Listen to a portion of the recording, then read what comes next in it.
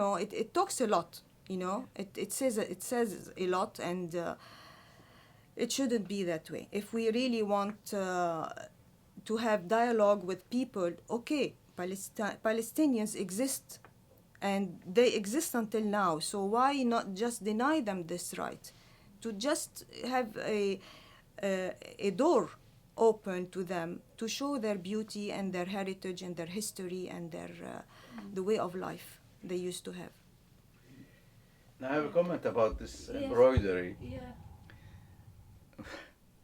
The Israeli airline El Al Uh-huh. stewardesses Okay. at one time Ah. they were wearing Palestinian designs on their own uniforms. Really? Yeah. And And of course calling it Israeli. oh, really? Yeah. Just like hummus or falafel and and other things too. But I mean, they've taken the whole country. Why not take a dress or a piece of food or whatever? I'm telling you, it's 100%, and I'll use the word in all its meaning, theft.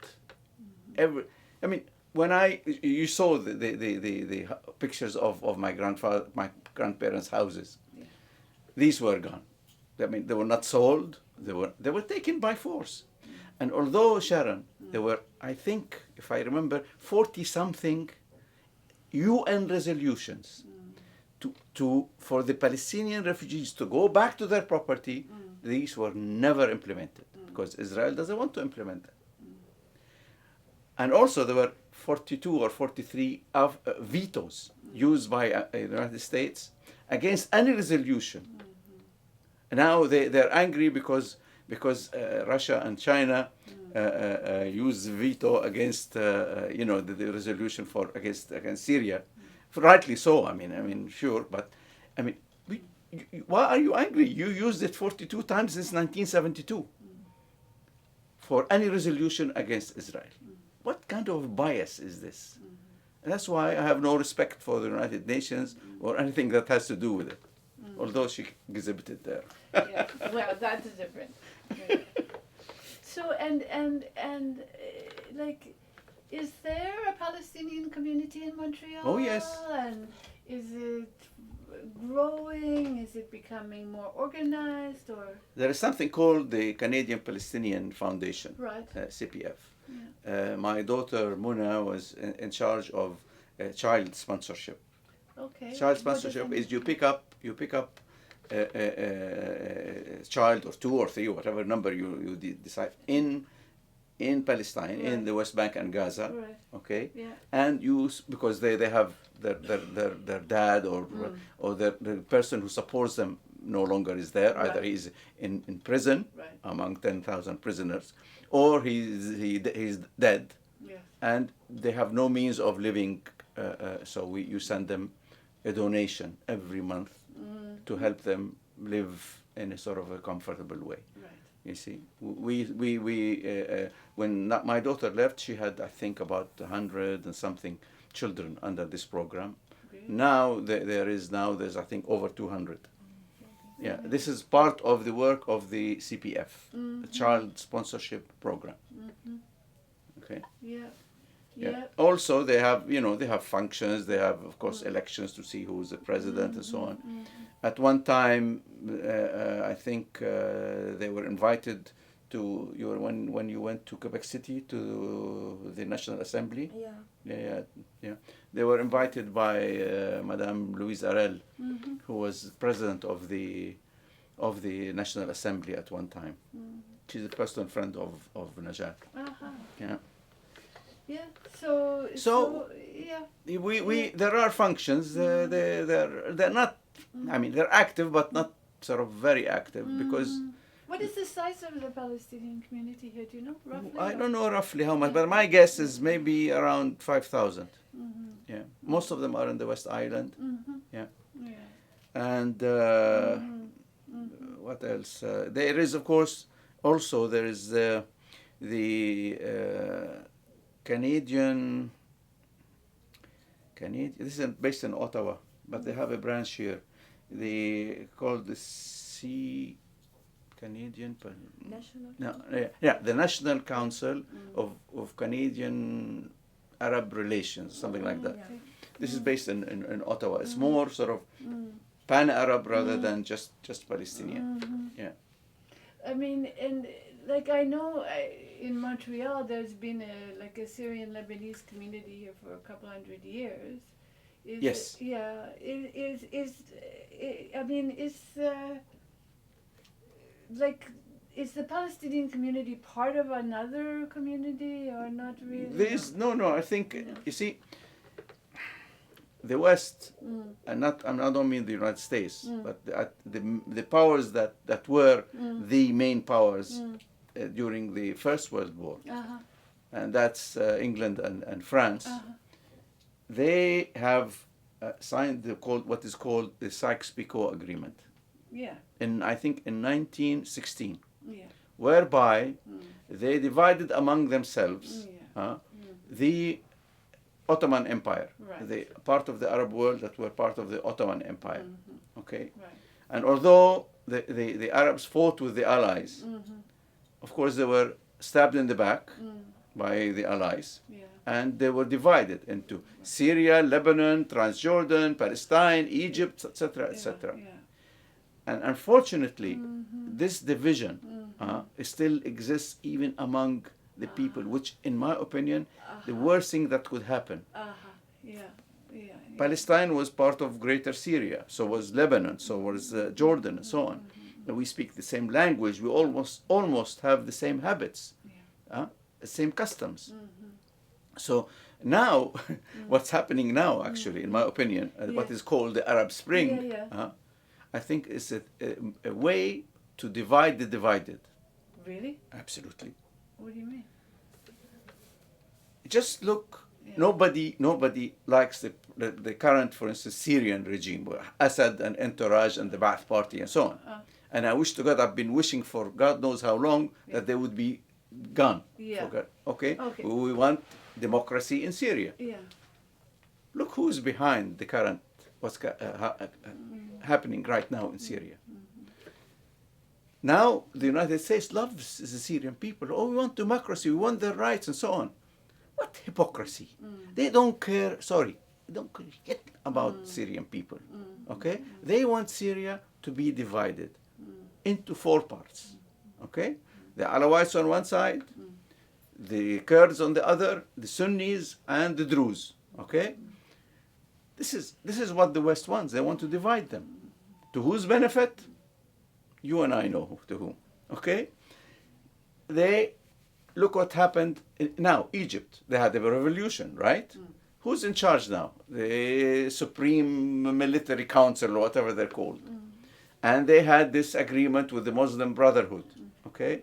And there are problems between the Christians and probably they want also to divide Egypt into 3 parts: the Muslim, the Christian, and the Nubis in the south. And this is how. And look who's supporting the Syrians also. The Saudis. For God's sake, the Saudis who don't allow women to drive. Now they want democracy. The Qataris, with the biggest US base in the whole region. Sharon, you see, when you want to know who's with you and who's against, know who's your enemy, who's siding with your enemy, and you will see, that things are not as clear as we hope they are.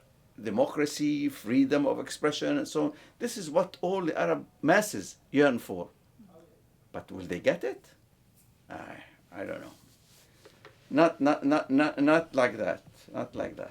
So, and again, to return to here. Yeah.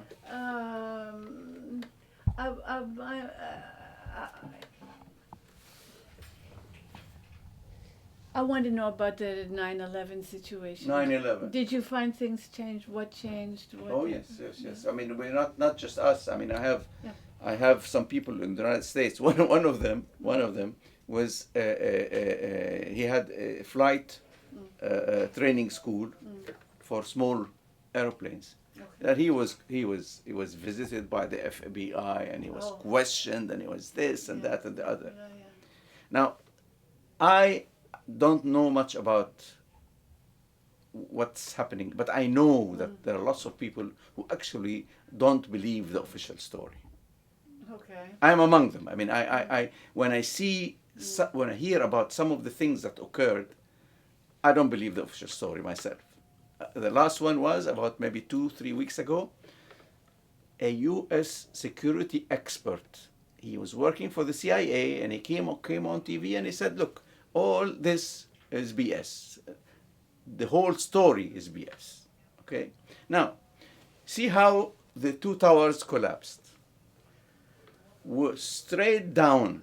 Okay. I'm an engineer. Okay.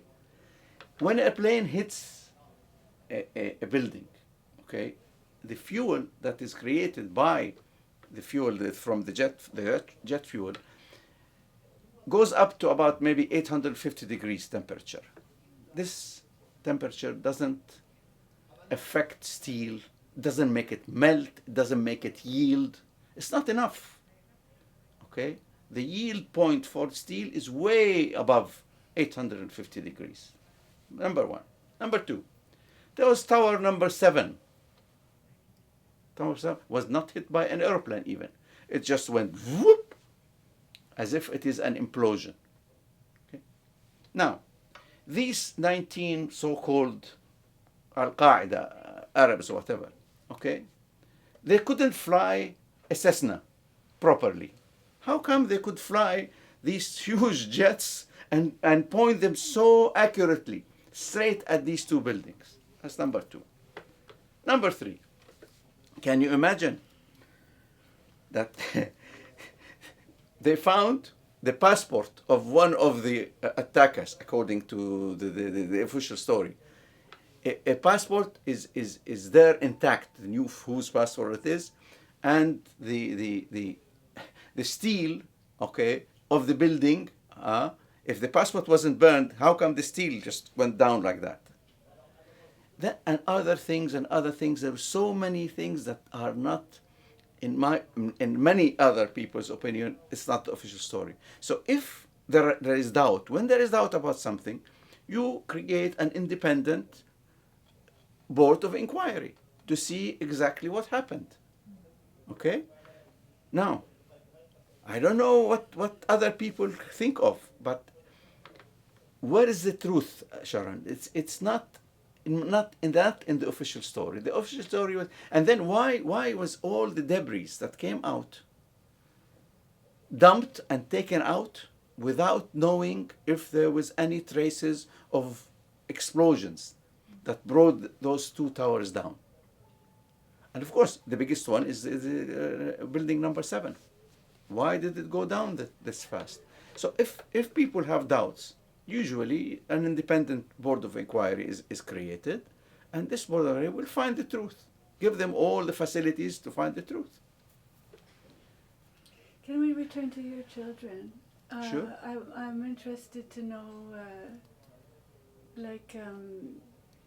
did you talk to them about your past, 1948, your memories, or not? Or Absolutely. since Absolutely. We have to keep our children informed. Yeah.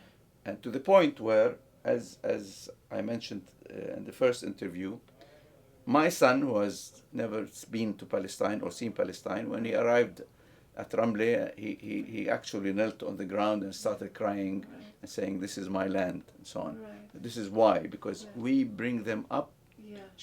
telling them their history Yeah. and what happened, Yeah. and they embrace it so much, in my opinion, that they are more sincere and more hardworking towards their Palestinian identity than we are. Is that right? Absolutely. And Absolutely. do they belong to organizations, or how do they express their solidarity? Well, one of them, he has his own blog. Okay. One of this elder one, my eldest son, he went to the West Bank, and he went to, apart from our visit, Yeah. and he spent 6 days in different places, Mhm. and he writes like a memoir Okay. of his experience. He went even to one of the demonstrations in Bel'ain. This Yeah. is maybe you've heard about it. And my two daughters are exactly the same way. My other son is also the same way. I think it's normal. It's normal when you teach your children from where they came from, and they have to know their roots. It's like Alex Haley's roots. You know, he wanted to know from where he came, and it's normal for anybody on this in this world to know his Well, roots. it is normal, but one of the things that has emerged as a pattern in these different groups, from the Jewish, the Rwandans, the Cambodians, people who had painful pasts, and when parents immigrate here and they want to make a life, and often they don't tell their children. I mean, they don't. They want to spare their children the painful memories, and they want to use their energies to find work and establish themselves and so on. And then eventually, the children find that they don't know, Well, it's and they find it a problem. But in your case, it's not the case. Yeah, you see, ignorance is not something that we actually support. Right. I mean, people should know. And like you asked me a question about 9/11 right now. 9/11 was actually used to attack two countries and kill hundreds of thousands of people, especially in Iraq. While Iraq absolutely had nothing to do with 9/11, even if the official story is believed. It was just there as an excuse to go and kill people and put their hands on their oil, etc., etc. You know, the greed factor, as I always call it. I want my children to know who is the cause behind all these things. You know, what happened to us, because they are bound to ask the question, Sharon. Why are we here? Why are we in Canada? Why aren't we in Palestine? Why were you working in Saudi Arabia? I mean, they are curious. Right. So when they ask the question, we have to tell them the story. This is what happened. Right. otherwise there is no meaning for life if you don't know your roots and your from where you come, and your family and all your history. Yeah. It's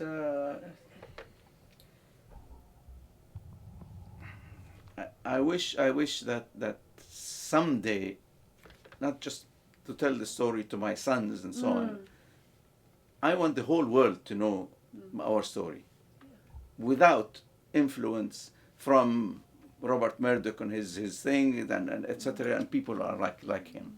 I want the story to be told, and probably with the research, not by Palestinians, by independent researchers, but their finding to be spread all over the world. This is what we found. This is the truth. Maybe I am biased, maybe she's biased, maybe you're biased, but if an independent panel studies the whole problem from A to Z and comes out with a report, I will accept it.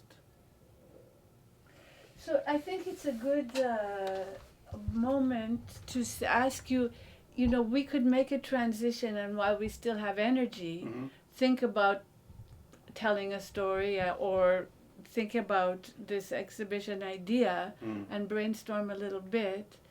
I would, before doing that, if you would like to do it, I want to ask you if there would be some other question about your experience here in Montreal and in Canada that you would like to talk about before we stop that part of the interview. Yeah, I look, in spite of all the negative things that happened to me here, and they are negative. I mean, I came here, I was a well-to-do man with well-to-do family, and now we're not well-to-do. We're just going through with, but this is life, okay? I don't blame Canada, I blame the United States. Yeah. But we always, whenever I met people of decision here, I said, why are we, I mean, sure, they are our neighbors and they're sort of, we call it south of the border, and we trade with them. Thank you, Sharon. We trade with them and so on and so forth, but why don't we expand our trade to the other parts of the world? because then when they are hit,